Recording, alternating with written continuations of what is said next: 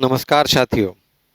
आज की क्लास में परसेंटेज में हम एक इनकम सेविंग और एक्सपेंडिचर बेस्ड क्वेश्चन बनता है उसको डिटेल में डिस्कस करने वाले हैं। ये क्वेश्चन हमारा बेसिक अप्रोच से भी बनता है और रूल ऑफ एलिगेशन से भी ये क्वेश्चन बनता है। तो हम रूल ऑफ एलिगेशन को भी आज परसेंटेज के साथ साथ समझेंगे। रूल ऑफ एलिगेशन एक ऐसी टेक्निक है जो अर्थमेटिक के लगभग सभी चैप्टर्स में बहुत यूज होती है और जब आप एग्जाम में जाकर देखेंगे तो पेपर में कई क्वेश्चंस हमको ऐसे मिलते हैं जो यूज रूल ऑफ एलिगेशन से शॉर्टकट में बन जाते हैं। तो आज की क्लास बहुत इंपॉर्टेंट क्लास साबित होगी आपके लिए। तो आज की क्लास का पहला क्वेश्चन बच्चों, वो कह रहे हैं कि ए अपनी इनकम का 75% खर्च करता है। क्वेश्चन को आप ध्यान से समझ लीजिए, पढ़ लीजिए। ए अपनी इनकम का 75% खर्च करता है। यदि उसकी इनकम में 20% की वृद्धि हो जाए और जो उसका जो खर्च है वो भी में भी 10% की वृद्धि हो जाए तो बचत में कितने प्रतिशत की वृद्धि होगी, है ना। A man spend 75% of his income if his income increased by 20% and expenditure is increased by 10%, find the percentage change in the saving.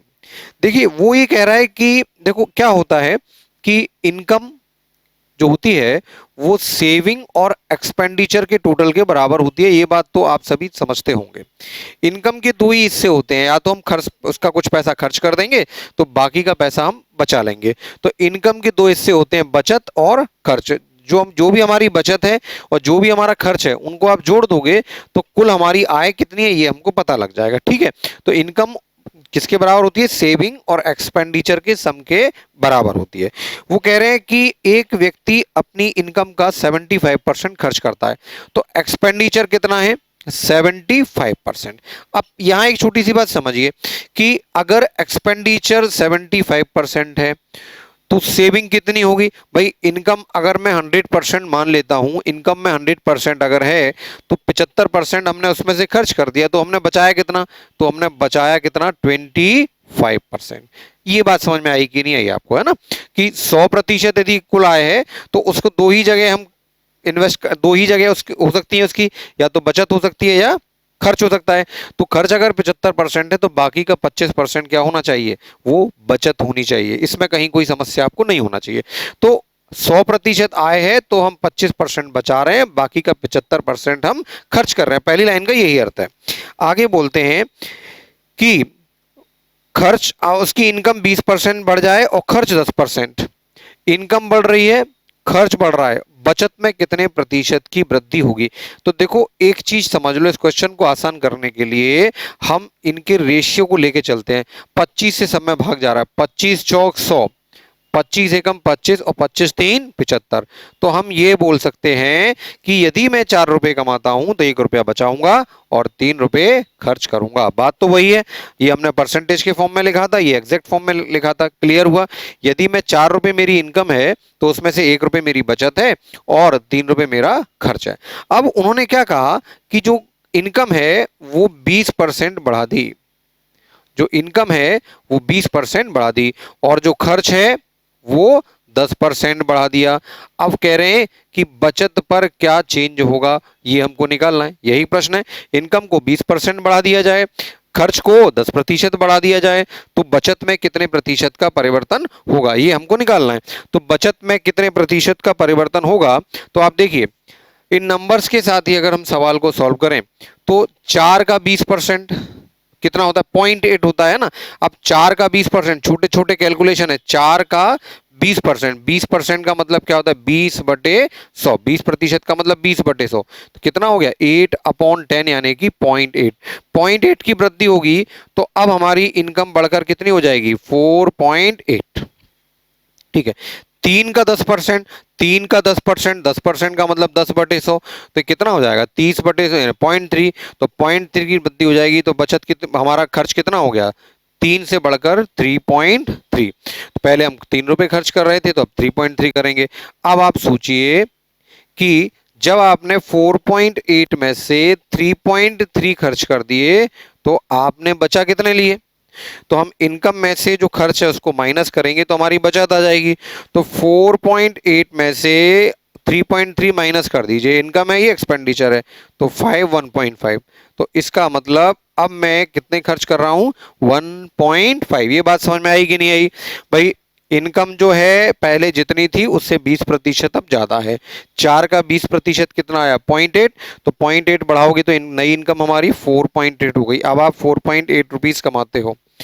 Expenditure 10% increase हुआ है, तो 3 का 10% होता है 0.3, तो 0.3 इसमें बढ़ाओगे तो नई एक्सपेंडिचर हो गई 3.3। अब नया सेविंग हमको निकालना है। सेविंग कैसे निकालोगे? इनकम में से एक्सपेंडिचर को माइनस करके, है ना, जितना हम कमा रहे हैं उसमें से जो हमारी खर्च है उसको हटा दो, बाकी का बचत पता लग जाएगा। तो 4.8 में से 3.3 माइनस करोगे तो हमारा सेविंग कितना आ गया 1.5। अब बच्चों यहां एक बात सोचिए आप कि पहले आप कितना कमा रहे थे? पहले आप कितना बचा रहे थे? 1 रुपया। पहले आपकी बचत कितनी थी? 1। अब आपकी बचत कितनी है? 1.5। तो 1 से बढ़कर 1.5 बचत हो गई, तो जो बचत में वृद्धि हुई वो कितनी हुई? सेविंग में कितना परसेंट का चेंज हुआ? 0.5 का चेंज हुआ 1 पर इंटू 100%, है ना। डेसिमल हटाओगे, एक जीरो कम हो जाएगा, तो आंसर कितना आ गया 50%। वैसे इतनी छोटी बात आपको डायरेक्ट भी समझ जानी चाहिए भाई। 1 से 1.5 हो गया, इसका आधा ही तो बढ़ रहा है, और आधा का मतलब क्या होता है 50%। तो आंसर क्या हुआ कि अगर इनकम में 20% की वृद्धि है, एक्सपेंडिचर में 10% की, तो सेविंग में जो वृद्धि होगी वो 50% की होगी। बात समझ में आई आपको, है ना। तो ये हमारा आज की जो क्लास है पूरी इसी पैटर्न पर चलने वाली है, तो आप इसको अच्छे से समझ लें, क्योंकि कई बच्चों को एलिगेशन की जगह प्रॉपर लॉजिक ही ज्यादा अच्छा लगता है, क्योंकि इसमें भी कोई बहुत ज्यादा समय नहीं लगना, 10 से 15 सेकंड का टाइम ही लेता है, इससे ज्यादा समय नहीं लगना। तो इसको भी आप ध्यान से देखें, बाकी एलिगेशन मेथड को हम समझते हैं।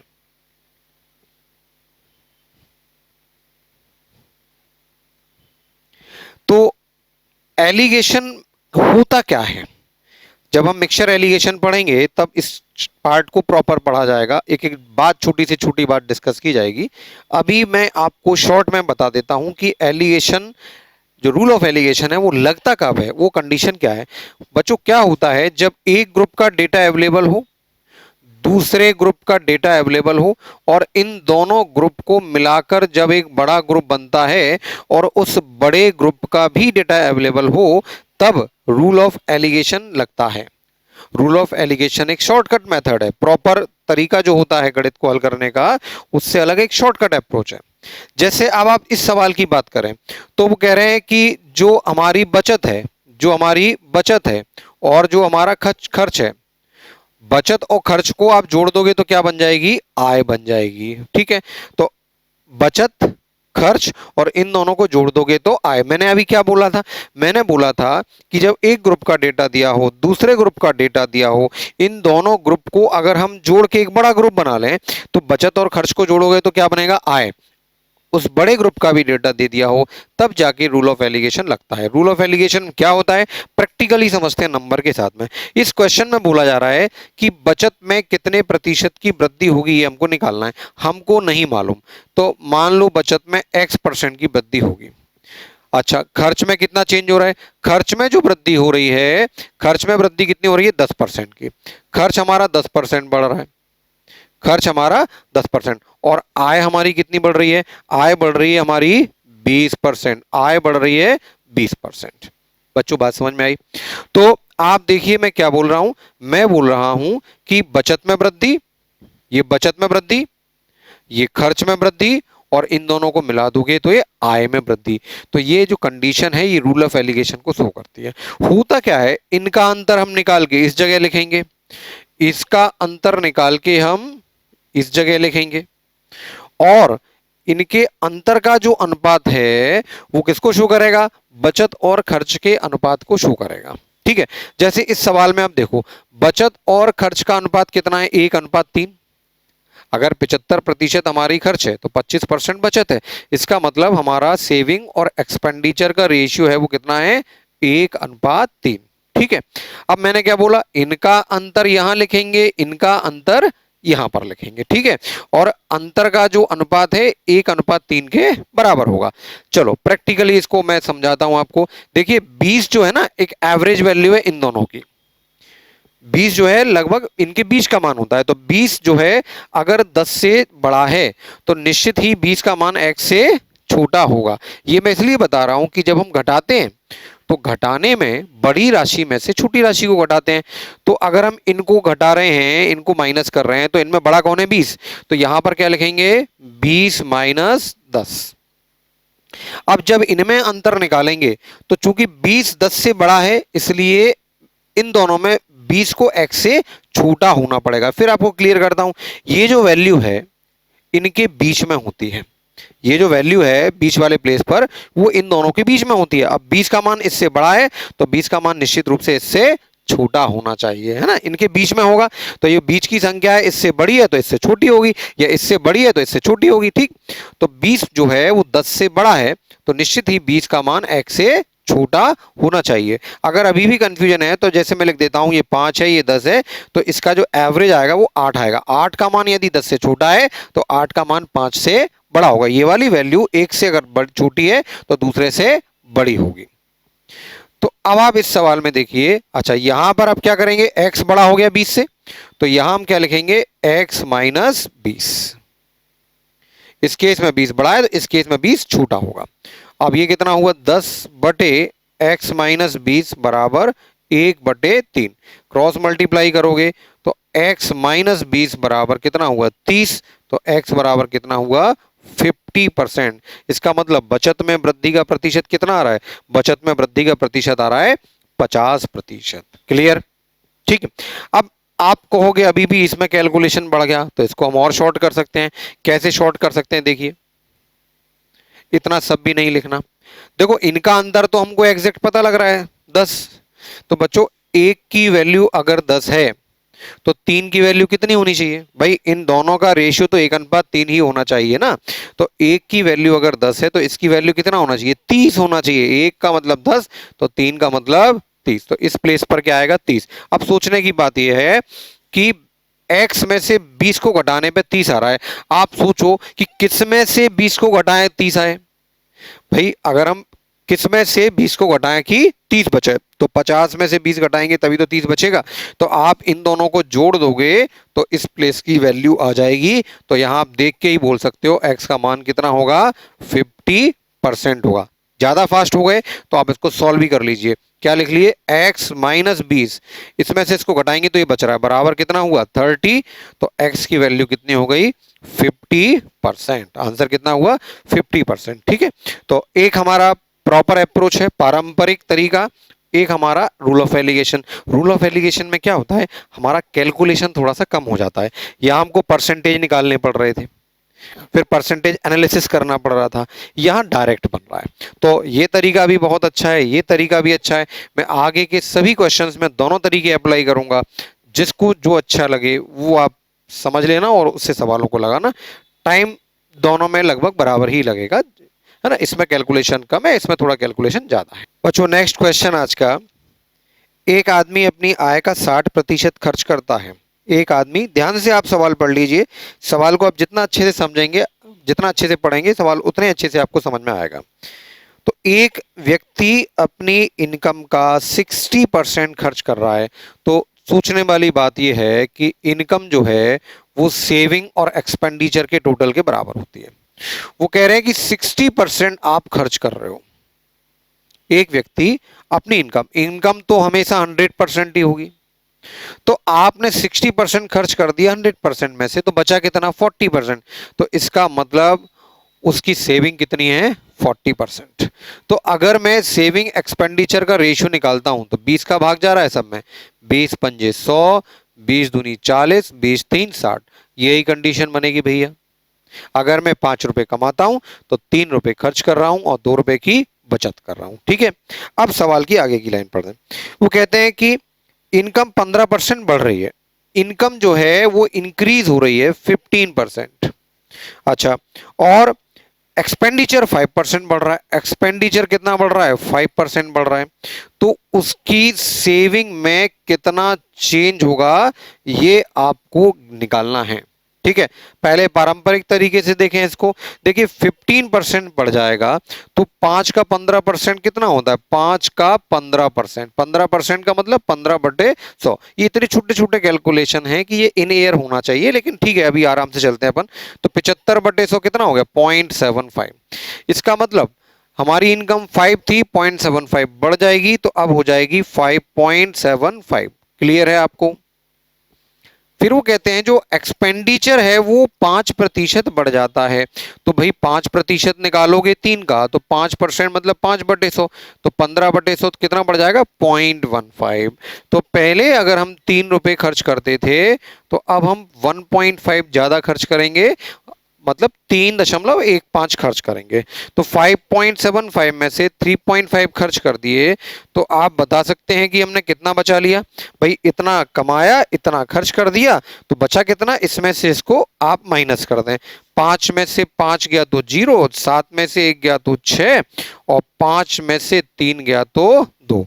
इसका मतलब हम कितना खर्च कर रहे हैं 2.60। क्लियर है? अब आप देखो हम पहले कितना बचाते थे 2 रुपए, हम पहले कितना सेविंग कर रहे थे 2 रुपए, अब कितनी सेविंग कर रहे हैं 2.60। तो सेविंग हमारी कितनी बढ़ गई, सेविंग हमारी बढ़ गई 0.60। सेविंग कितनी बढ़ गई 0.60। तो सेविंग में जो वृद्धि हुई है प्रतिशत में वो कितनी हुई है 0.60 की वृद्धि, आउट ऑफ 2, पहले तो सेविंग 2 थी, इंटू 100%।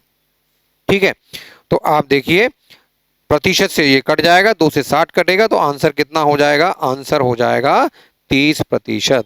इसका मतलब इनकम यदि 15% बढ़ती है, एक्सपेंडिचर 5% बढ़ता है, तो सेविंग हमारी कितना इंक्रीज हो जाएगी 30% इंक्रीज हो जाएगी। ठीक है, तो ये इसका एक पारंपरिक तरीका हुआ, सामान्य अप्रोच हुई। अगर अब इसी क्वेश्चन को हम रूल ऑफ एलिगेशन से लगाएं तो आप निश्चित रूप से अपने समय को बचा सकते हैं।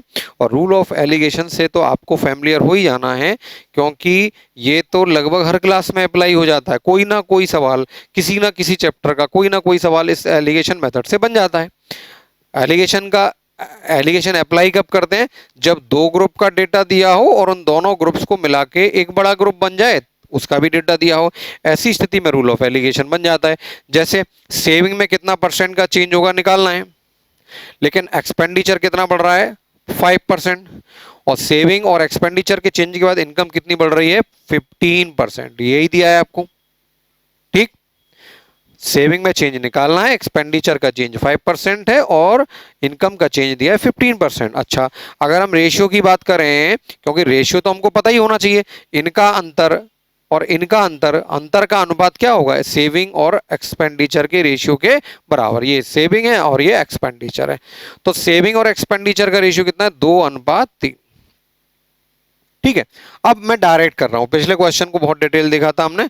15 और 5 का अंतर कितना हुआ 10। अब बच्चों जब 2 का मतलब 10 है तो 5 गुना हो रहा है ना, तो 3 का मतलब क्या होगा, 3 का मतलब होगा 15, 3 का मतलब होगा 15। अब आप देखिए इनका अंतर 10 है तो इनका अंतर 15 आ रहा है। अब हम 15 जो 5 से बड़ा है, 15 अगर 5 से बड़ा है तो 15 x से छोटा होना चाहिए, तो x में से 15 को घटाने पे 15 आ रहा है, x में से 15 को घटाने पे 15 आ रहा है। इसका मतलब x की वैल्यू कितनी होगी, इसका मतलब x की वैल्यू होगी 30।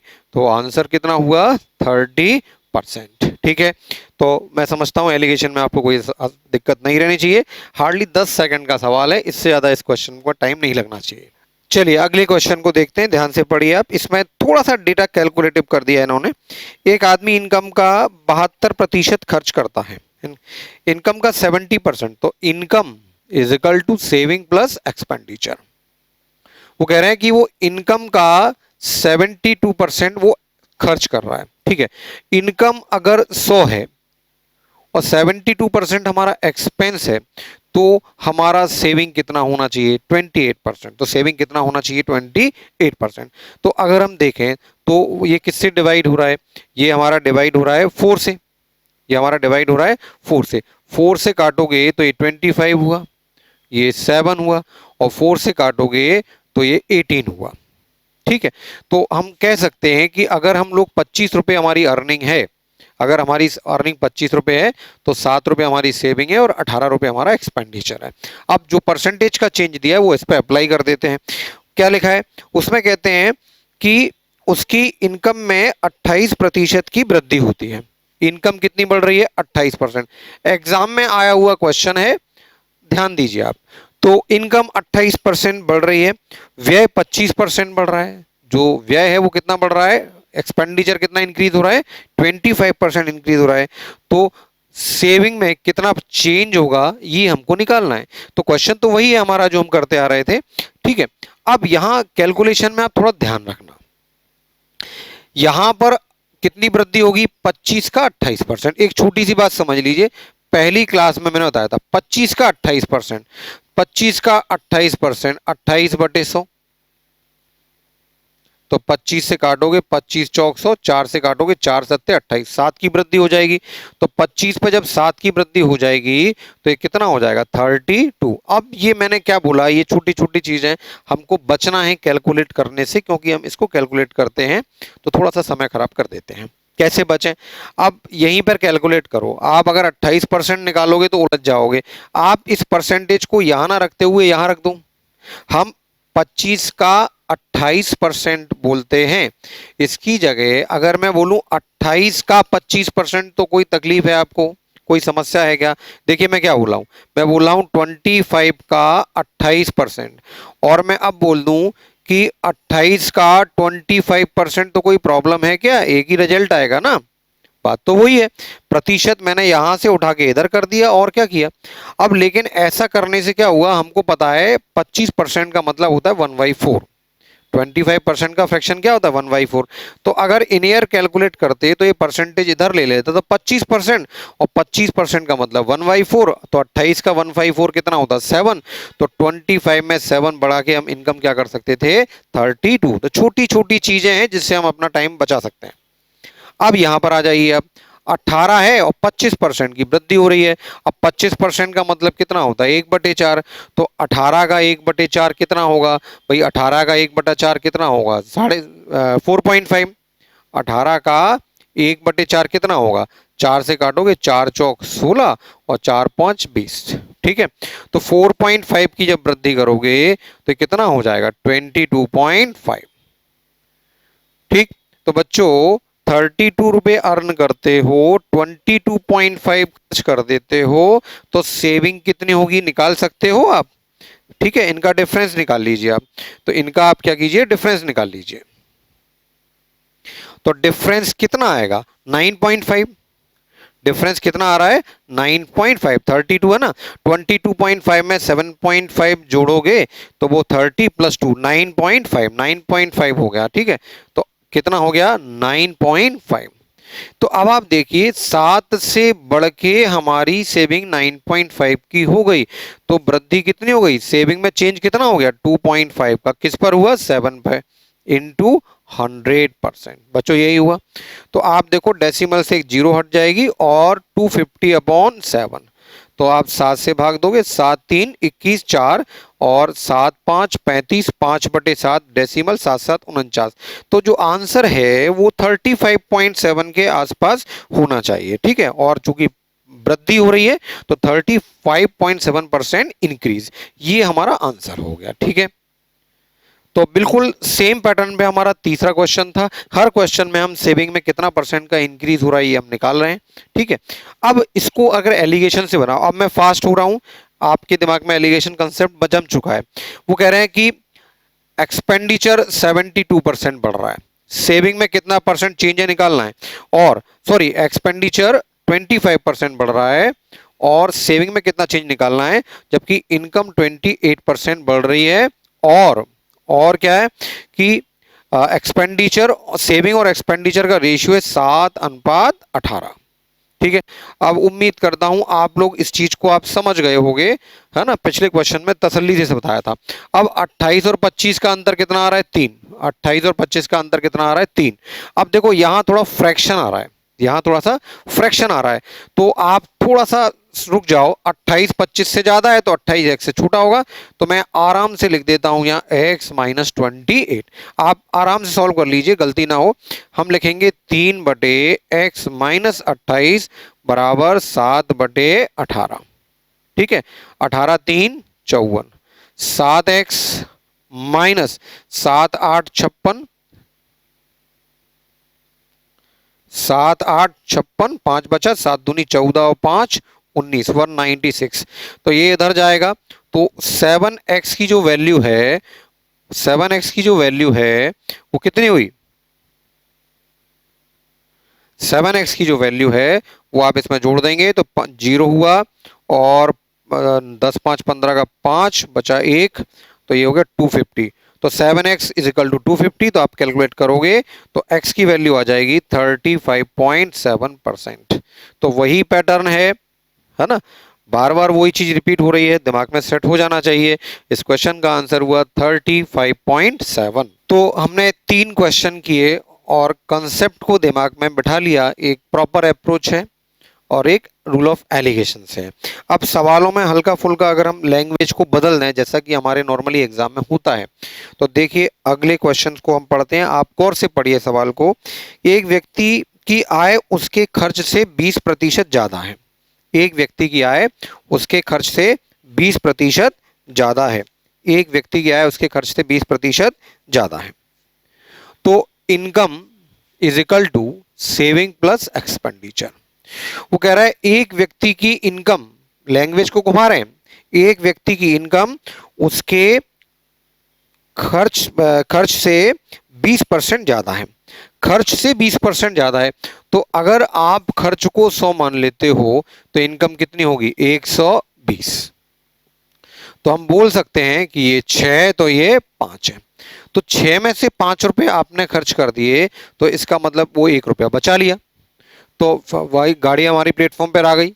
पिछले क्वेश्चन में रेशियो डायरेक्ट दे रहे थे, इस बार सॉल्व करना पड़ा। इसमें क्या बोला कि जो इनकम है वो एक्सपेंडिचर से 20% ज्यादा है। तो एक्सपेंडिचर अगर 100 है तो इनकम कितना होगा? 120, क्योंकि 20% ज्यादा है।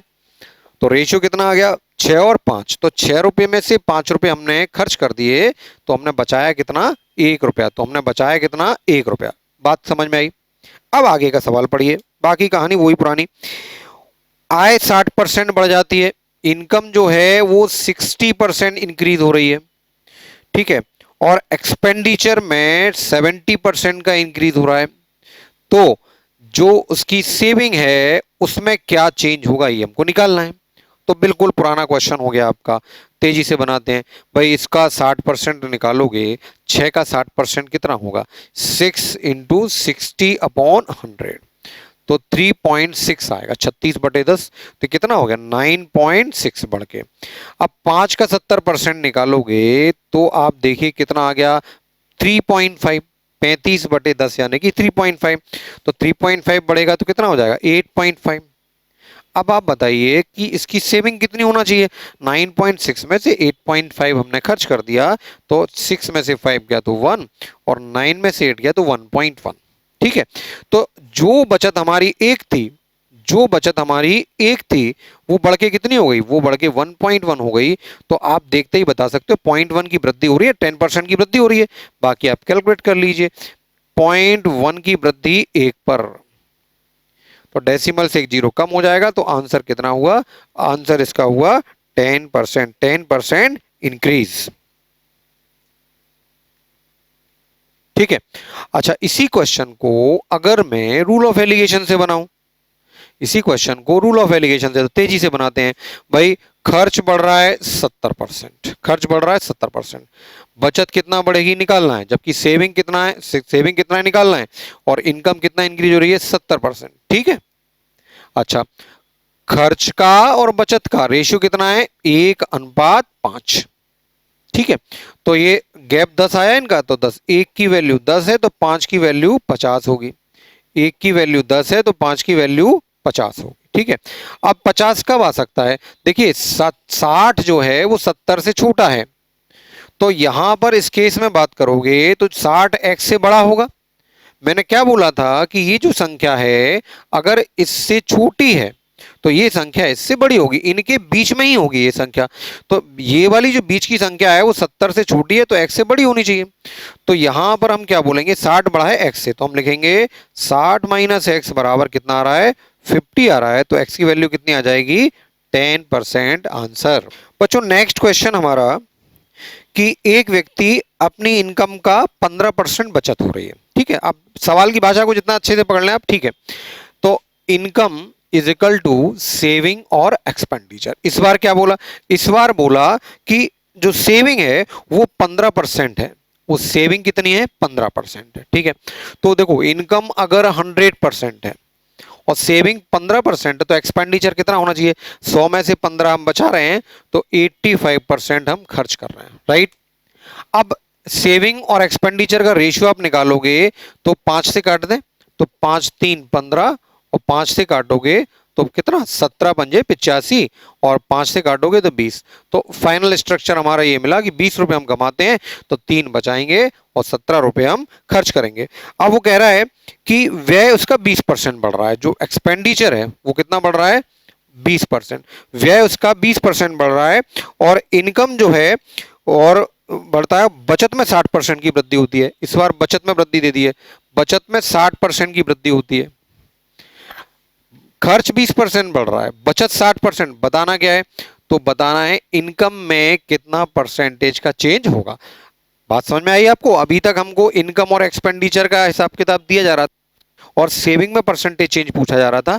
इस बार हमको एक्सपेंडिचर और सेविंग में परसेंटेज चेंज दे रहे हैं और इनकम का परसेंटेज चेंज हमसे पूछ रहे हैं, ठीक है। तो कहानी वही है, आप देखिए, अगर हम 3 रुपए पहले बचाते थे और 60% हमने बचत को बढ़ा दिया, तो 3 का 60% कितना होगा भैया, 3 का 60% होगा, आप देखिए 18/10 यानी 1.8। तो 1.8 की वृद्धि करेंगे तो अब हमारी जो बचत है वो कितनी हो जाएगी, 4.8। अब 17 का 20% हमारा, 17 का 20% हमारी खर्च में वृद्धि है, तो 17 का 20% निकालोगे तो कितना आएगा, 3.4। आप चाहो तो कैलकुलेट कर लो, 17 इंटू 20/100 तो कितना आ रहा है, 34/10 यानी कि 3.4।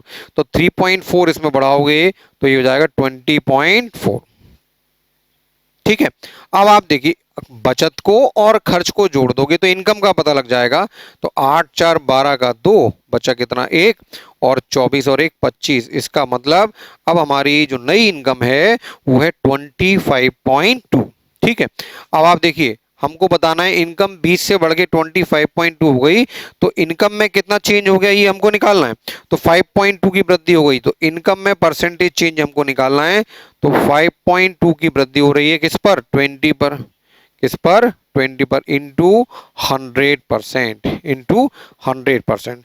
तो बच्चों काट लीजिए, एक जीरो से जीरो का, एक डेसिमल से ये भी कट जाएगा आपका, तो ये कितना आ गया, 52/2 यानी कि 26%। आंसर हमारा कितना हुआ, 26%, ठीक है। और ये तो बेसिक लॉजिक था। अगर आप इसको एलिगेशन से बनाते हैं तो देखिए बहुत जल्दी बनता है, बिल्कुल टाइम नहीं लेगा ये। यहां पर बचत कितना बढ़ रही है, 60%, खर्च कितना बढ़ रहा है, 20%। अच्छा इनकम कितना बढ़ेगी निकालना है, ठीक है। अच्छा बचत और खर्च का अनुपात कितना दिया है, 3:17, 3:17, यही कहानी है। अभी तक हमको ये वैल्यू दी जा रही थी ये, और इस वैल्यू का मान हमको निकालना था। इस बार हमको ये वैल्यू निकालनी है, ठीक है। अब देखो यहां पर आप प्रॉपर अप्रोच बनाओगे तो क्या होगी, चूंकि एलिगेशन आपको अभी पढ़ाया नहीं है इसलिए मैं लिख देता हूं। 60% और 20% के बीच में x है, तो x का मान 60% से कम होगा और 20 से ज्यादा होगा।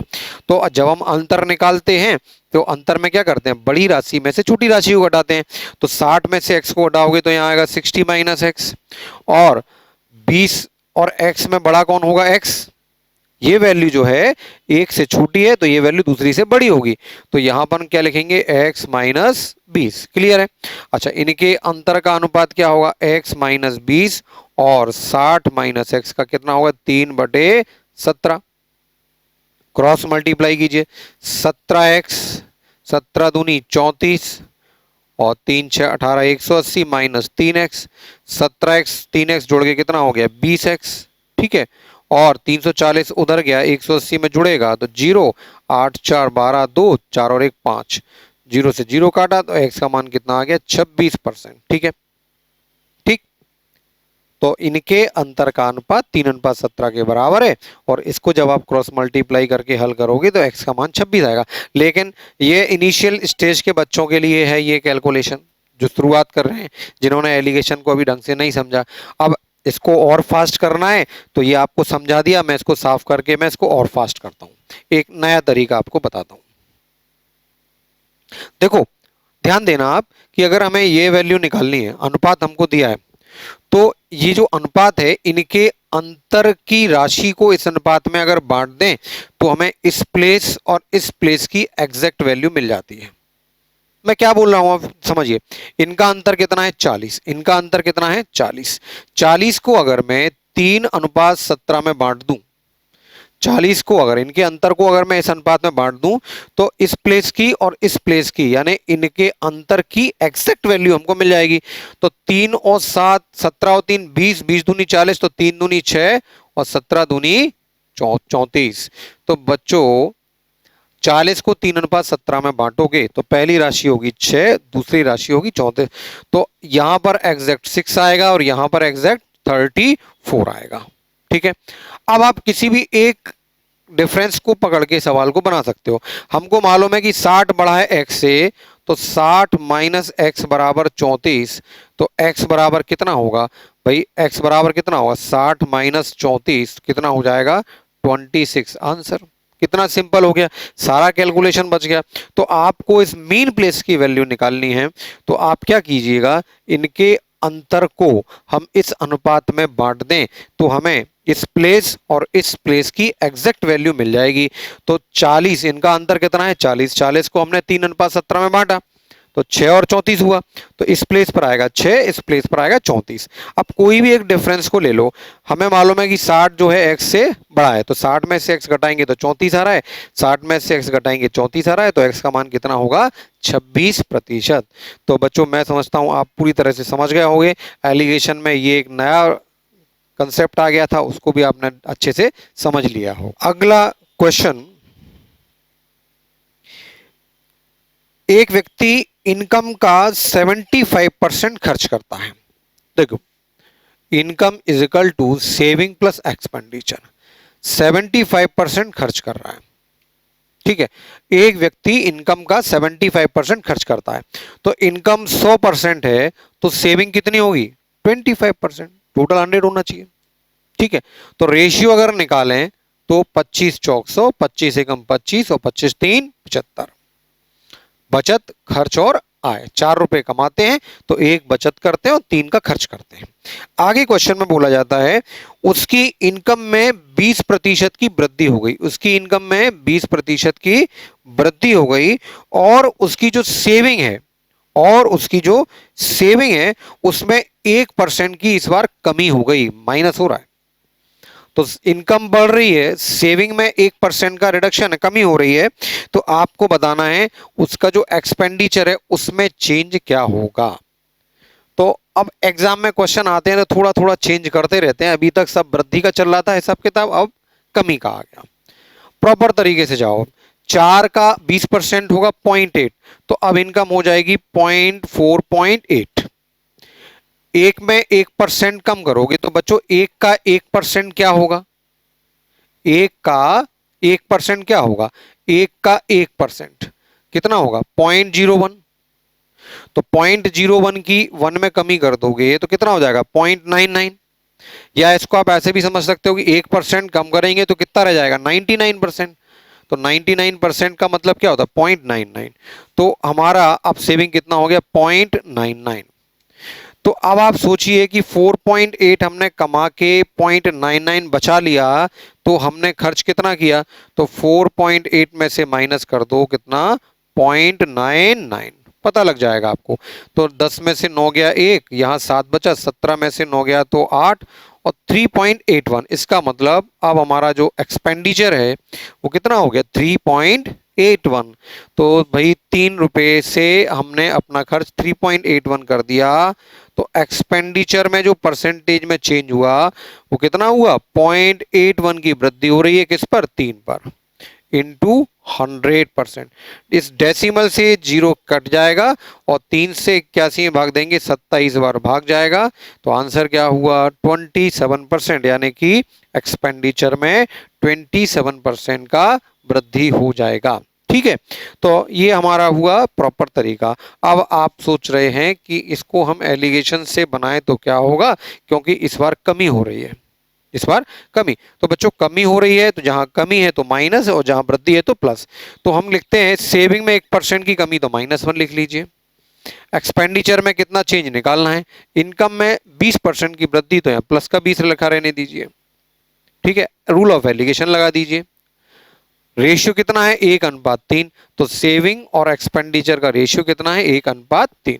तो अब आप देखिए 20 का मान -1 से तो बड़ा है, तो 20 में से हम क्या घटाएंगे, -1, 20 में से हम क्या घटाएंगे, -1, तो कितना आ जाएगा 21। क्लियर हुआ।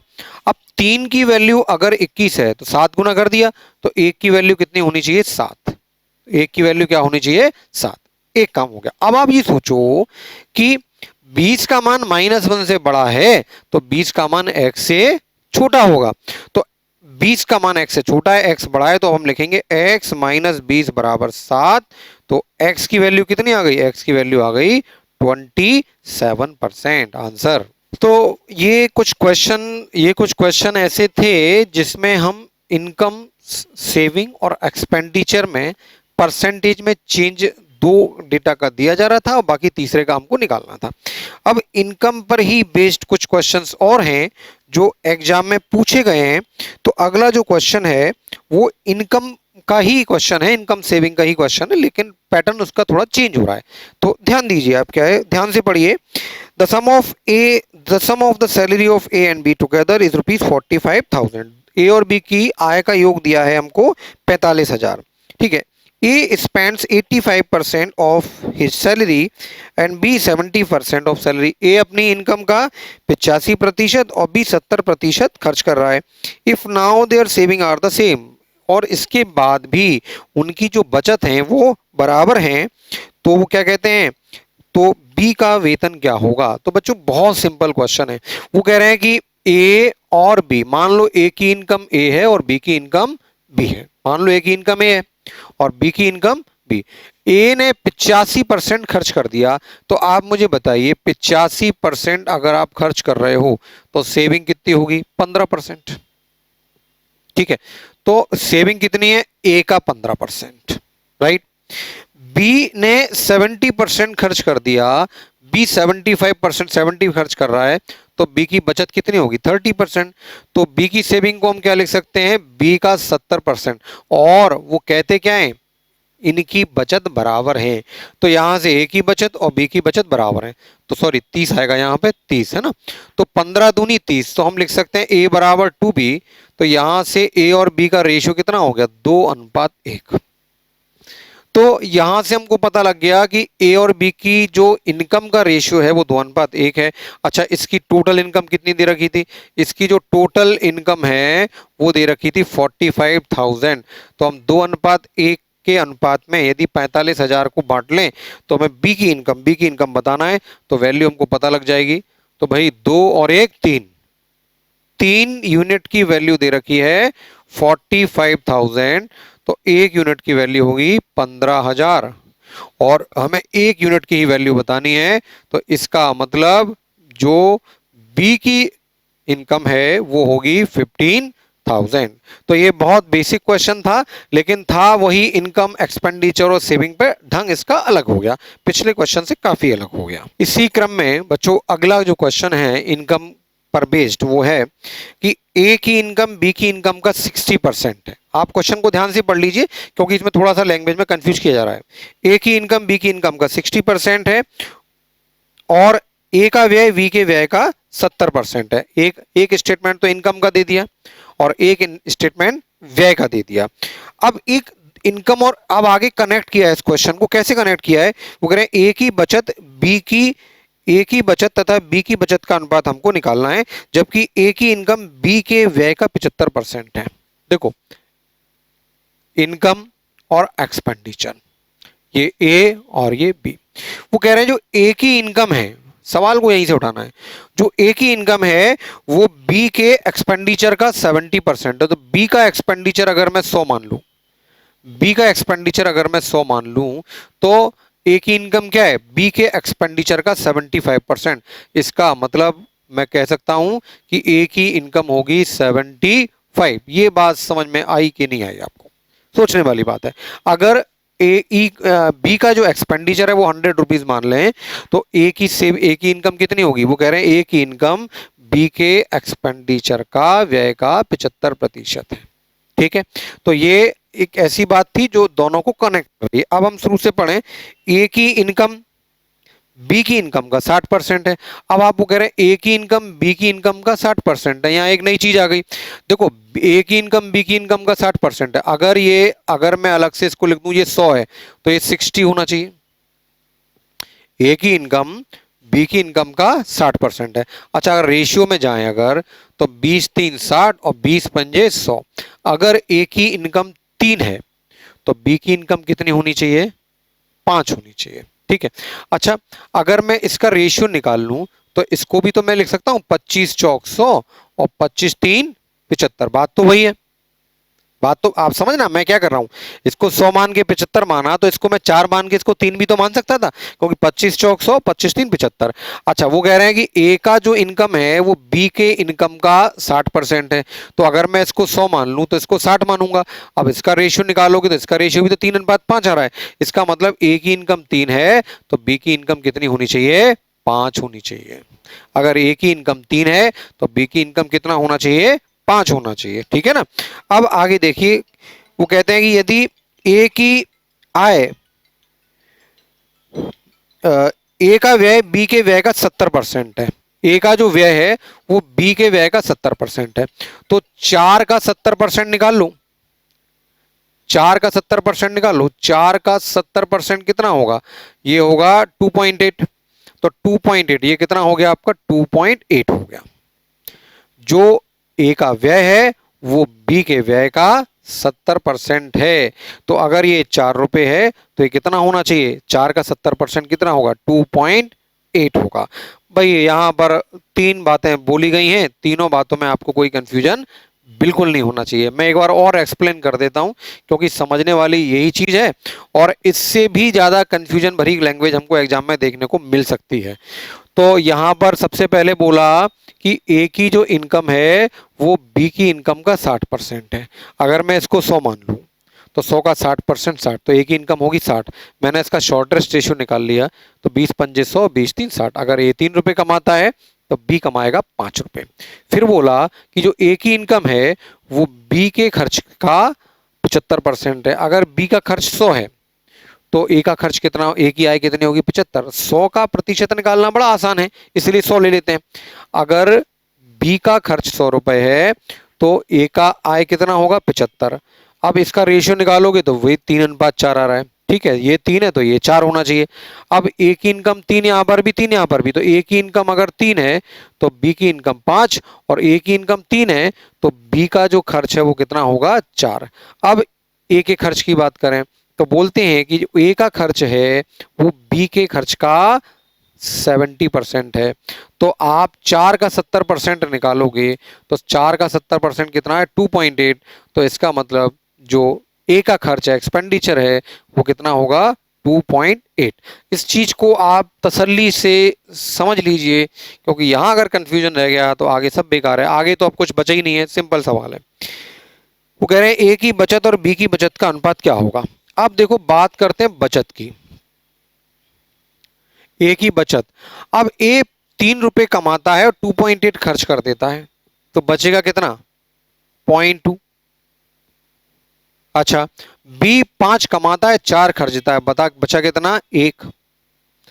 10 का दोनों में मल्टीप्लाई कर दो तो कितना हो गया? 2:10। तो फाइनली आंसर कितना हो गया? 1:5। तो आंसर हुआ हमारा 1:5। बच्चों कोई कंफ्यूजन नहीं रहना चाहिए। इस क्वेश्चन में केवल समझने की बात यही थी कि हमको ए की आय बी के व्यय का 75% दे रखा था। तो आप आराम से इस क्वेश्चन को 2 बार 3 बार रिवर्स करके देख लीजिए, बार बार समझ लीजिए। अगले क्वेश्चन पर आते हैं। तो अभी हम पढ़ रहे थे इनकम, सेविंग और एक्सपेंडिचर पर बेस्ड ऐसे क्वेश्चन जो अक्सर एग्जाम में पूछे जाते हैं। बच्चों एक क्वेश्चन और बनता है इनकम का, जो एग्जाम में पूछा गया है और लगभग हर बुक में आपको वो क्वेश्चन मिलेगा। एग्जैक्टली वो इनकम, सेविंग, एक्सपेंडिचर का क्वेश्चन नहीं है, लेकिन है वो इनकम का ही, इसलिए मैं इस वीडियो में इन क्वेश्चंस के साथ उसको करा रहा हूं। तो इनकम टैक्स पर बेस्ड एक क्वेश्चन मिलता है, आप क्वेश्चन को अच्छे से पढ़ लीजिए और उसको बनाने की कोशिश करते हैं। वो कहते हैं यदि इनकम टैक्स में 19% की वृद्धि हो जाती है तो इनकम में, शुद्ध आय बोल रहा है वो, नेट इनकम में 1% की कमी हो गई, आयकर की दर क्या होगी? Income rate of income tax क्या होगा, ये आपसे पूछा जा रहा है। बहुत अच्छा सवाल है, कंसेप्ट क्लियर होना चाहिए। सबसे पहले आप ये समझ लो कि नेट इनकम क्या होती है। वो बोला है शुद्ध आय, नेट इनकम क्या है, इनकम टैक्स क्या है, रेट ऑफ इनकम क्या है ना। आप ये समझ लो कि जैसे मेरी जो इनकम है वो 100 रुपए है, मेरी इनकम है 100 रुपए, कुल आय मेरी 100 रुपए है, इसको हम बोलते हैं ग्रॉस इनकम, ग्रॉस इनकम। ठीक है, अब मैं अगर 10% टैक्स दे रहा हूं, टैक्स रेट कितनी है, टैक्स रेट है 10%, तो मैं इनकम टैक्स पे कितना करूंगा, 100 का 10%, ये क्या होगा हमारा, ये होगा इनकम टैक्स। इनकम टैक्स, अगर हमारी टैक्स रेट 10% है तो इनकम टैक्स कितना पे करूंगा, 100 का 10% यानी कि 10 रुपीज। तो बच्चों मैंने 100 रुपए में से 10 रुपीज मैंने टैक्स पे कर दिया, तो मेरे पास बचा कितना, मेरे पास बचा 9 रुपीज। इसको क्या बोलूंगा मैं, इसको बोलूंगा मैं अपनी शुद्ध आय, इसको बोलूंगा शुद्ध आय। शुद्ध आय यानी कि नेट इनकम, नेट इनकम। ये बात समझ में आई आपको? तो अगर मैं 100 रुपीज कमाता हूं, अगर मैं 100 रुपीज कमाता हूं तो सॉरी 90 हो जाएगा, 90 रुपए हो जाएगा। यदि मैं 100 रुपीज कमाता हूं तो मैं 10 रुपीज अगर टैक्स पे कर रहा हूं तो मेरा जो पैसा बच रहा है उसको हम नेट इनकम बोलते हैं। नेट इनकम क्या होगी, 90 रुपीज। तो ग्रॉस इनकम क्या है हमारी, जो हमारी ग्रॉस इनकम है वो है 100 रुपीज, नेट इनकम हमारी 90 रुपीज और टैक्स कितना है हमारा 10 रुपीज। और टैक्स रेट कितना बोला है मैंने इस क्वेश्चन में, 10%। यहां तक तो कहीं कोई प्रॉब्लम नहीं है आपको। अब एक छोटी सी बात समझ लीजिए आप, उसी पर आगे के 3 क्वेश्चन बेस्ड हैं। अगर इनकम टैक्स 1 रुपए बढ़ जाता है, मतलब कितना हो जाता है 11 रुपए, इनकम टैक्स हमारा 1 रुपया बढ़ गया। देखो बच्चों ग्रॉस इनकम तो जो है वही रहेगी, वो तो नहीं बदल रहा है, टैक्स लेकिन हमारा 11 हो गया। तो आप बताइए कि नेट इनकम कितना हो जाएगा, 89 हो जाएगा कि नहीं हो जाएगा, क्योंकि टोटल तो इसका 100 ही होगा। क्लियर? तो यहां एक बात आप अपने मन में बैठा लीजिए कि जितनी इनकम टैक्स बढ़ेगा, जितना इनकम टैक्स बढ़ेगा नेट इनकम में उतनी ही कमी होगी। जितना इनकम टैक्स बढ़ेगा नेट इनकम में उतनी ही कमी होगी। अच्छा, अगर मैं इसको 10 की जगह 20 कर दूं तो 20 रुपए की वृद्धि हो गई ना टैक्स में। अच्छा, तो ये कितना हो जाएगा, ये 20 है तो ये 80 होना चाहिए, क्योंकि टोटल तो 100 होना चाहिए। तो आप देखिए यहाँ पे 10 रुपए की वृद्धि हो रही थी, यहाँ पे 10 रुपए की वृद्धि कर रहे हैं हम, तो यहाँ पर 10 की कमी हो गई। तो 10 रुपए इनकम टैक्स बढ़ा तो नेट इनकम हमारी 10 रुपए कम हो गई। तो यहाँ एक छोटी सी बात दिमाग में जमा लीजिए, जितना हमारा टैक्स बढ़ेगा उतनी ही नेट इनकम हमारी कम होगी। अगर ये बात आप समझ चुके हैं तो आगे के क्वेश्चन आपके लिए बहुत इजी हो गए। वो क्या कहते हैं क्वेश्चन में, वो कहते हैं कि इनकम टैक्स 19% बढ़ रहा है। ठीक है, तो इनकम टैक्स कितना बढ़ रहा है, 19%, 19% ऑफ इनकम टैक्स। तो जो हमारी नेट इनकम है वो कितना घट रही है, वो 1% कम हो रही है। तो जितना मैंने अभी क्या बताया था, जितना इनकम टैक्स बढ़ता है उतनी ही नेट इनकम कम होती है। तो 1% of net income, net income. ठीक है, नेट इनकम। तो टैक्स में वृद्धि और नेट इनकम में कमी, ये क्या हुई, ये बराबर होंगी। अगर 10 रुपए हमारा टैक्स बढ़ रहा था, 10 रुपए टैक्स बढ़ रहा था, तो 10 रुपए हमारी नेट इनकम कम हो रही थी, है ना, नेट इनकम कम, शुद्ध आय कम हो रही थी। तो जितना हमारा नेट इनकम टैक्स बढ़ेगा उतनी ही हमारी जो नेट इनकम है वो कम होगी। इसमें कहीं कोई भ्रम की स्थिति नहीं होनी चाहिए। अब इसको आप जब सॉल्व करोगे तो इनकम टैक्स और नेट इनकम का जो रेशियो है वो कितना आ जाएगा, 1/19। इसको रेशियो परसेंटेज से परसेंटेज कट जाएगा, इनकम टैक्स के नीचे नेट इनकम लेंगे तो 1 के नीचे 19 चला जाएगा। इसका मतलब बच्चों क्या हुआ कि हमारी जो नेट इनकम है वो 19 रुपए है, हमारी जो नेट इनकम है वो 19 है। और इनकम टैक्स हमारा कितना है, हमारा इनकम टैक्स कितना है, 1। मैं लिख देता हूं यहां पे, आप देखो मैंने बोला था कि जो हमारी ग्रॉस इनकम होती है, कुल आय जो होती है वो किसके बराबर होती है, इनकम टैक्स प्लस हमारा नेट इनकम। ये मैंने लिखा था, अभी समझाया था आपको। जो कुल आय है वो किसके बराबर होगी, वो आयकर के बराबर, जितना हम आयकर दे रहे हैं, प्लस जो हमारी शुद्ध आय है उसके बराबर होगा। ठीक है, तो हमारा जो शुद्ध आय है वो कितना है, 19। शुद्ध आय कितना है, 19। और इनकम टैक्स कितना है, 1। आयकर कितना दे रहे हैं, 1। तो भैया हमारी कुल आय कितनी होनी चाहिए, 20 रुपए। इसका मतलब मैं 20 रुपए कमाता हूं और 20 रुपए में से 1 रुपया टैक्स देता हूं, तो मेरे पास बचते कितने हैं, 19 रुपए। जो बच रहा है वही तो नेट इनकम है, वही तो शुद्ध आय है। लेकिन हमको यहां से निकालना क्या है, हमको निकालना है रेट ऑफ इनकम टैक्स। हमको क्या निकालना है, आयकर की दर, रेट परसेंट हमको निकालना है। तो आप कितना टैक्स पे कर रहे हो, 1 रुपया। किस पर कर रहे हो, 20 रुपए पे।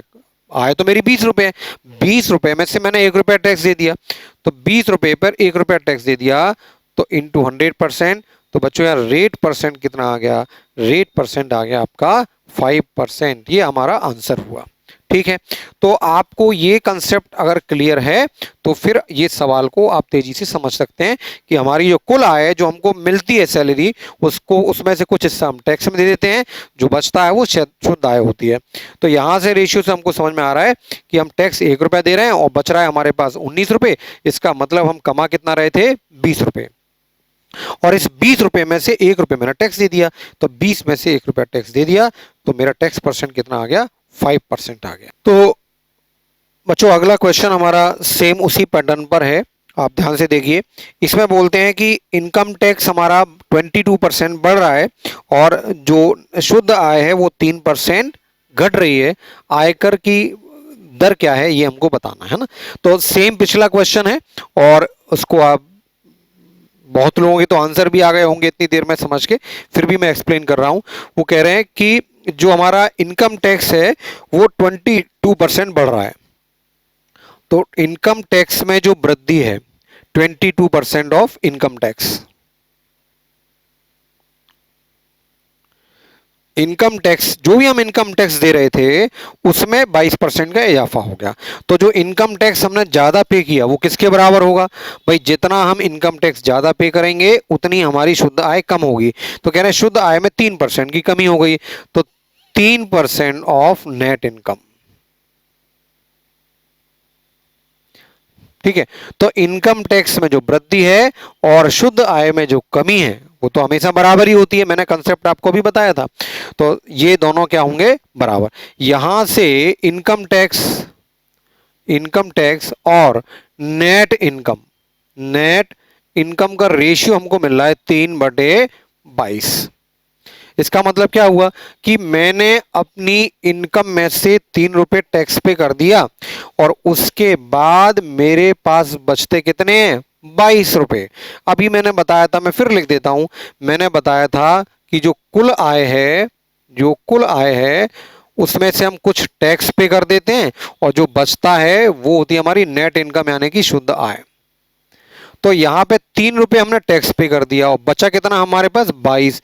इसका मतलब कुल आय हमारी कितनी रही होगी 25। ठीक है ना। तो 25 रुपए हमारी कुल आय थी, उसमें से 3 रुपए हमने टैक्स दे दिया। तो रेट परसेंट हमको निकालना है, टैक्स का रेट परसेंट क्या होगा। तो आप देखिए 3 रुपए टैक्स दे रहे हो 25 में से आप, तो 3 रुपए 25 में से टैक्स दे दिया, तो 25 चौक 100, 3 चौक 12। तो आंसर कितना हो गया आपका 12%। नेक्स्ट क्वेश्चन बच्चों, परसेंटेज के जो क्वेश्चंस हैं, परसेंटेज इतना व्यापक है, इतना डिटेल है अपने आप में कि आप देखिए profit loss, compound interest, simple interest, mixture allegation, ratio proportion, partnership, time and work, time and distance, आप अर्थमेटिक का कोई भी पार्ट उठा लीजिए, आपको परसेंटेज हर जगह मिलेगा। तो परसेंटेज के क्वेश्चन हर चैप्टर में है, तो हर चैप्टर के क्वेश्चन तो परसेंटेज की क्लास में पॉसिबल है नहीं। जैसे जैसे हम टॉपिक्स पर आएंगे, हर टॉपिक के जो परसेंटेज के क्वेश्चन हैं वो उन टॉपिक्स में हम लगाते जाएंगे। अब जो अगला क्वेश्चन है वो मिक्सचर, एक जो चैप्टर बनता है मिक्सचर एलिगेशन, उसका है, लेकिन अभी हम कंसेप्ट जो पढ़ते आ रहे हैं उससे मिलता जुलता है, इसलिए उसको डिस्कस कर रहे हैं। आप देखिए हर किताब में क्वेश्चन पाया जाता है।